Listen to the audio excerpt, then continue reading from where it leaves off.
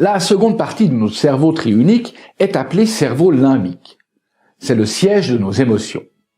MacLean l'a surnommé le cerveau viscéral de survie pour la simple raison qu'il est en relation directe avec nos pulsions et nos émotions. Il représente le centre physiologique des émotions et donc le système dominant de l'affectivité. C'est d'ailleurs le privilège des mammifères que d'avoir un cerveau limbique. Et parce qu'il domine l'affectivité, il joue un rôle essentiel dans le processus de mémorisation à long terme, principalement pour notre mémoire épisodique, celle qui nous renvoie à différents épisodes de notre vie.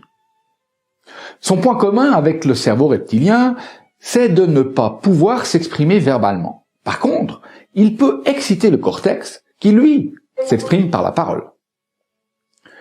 La priorité du limbique est d'assurer notre adaptation à notre environnement social. Il est le responsable de notre survie sociale, donc impliqué dans l'empathie, dans notre statut social, nos sentiments d'appartenance, nos convictions comme nos croyances, ainsi que les sentiments de sécurité. Il est aussi le centre des mécanismes de motivation, de réussite, d'échec, de plaisir et de déplaisir. Sachez que notre cerveau limbique est imperméable à toute logique.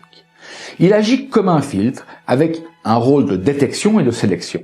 Et toutes les informations que nous percevons passent d'abord par le limbique, qui les filtre, puis excite le cortex selon la teneur émotionnelle de l'information, comme l'intérêt, la sécurité, le plaisir ou la motivation. Notre cerveau limbique est assez autonome par rapport au cortex.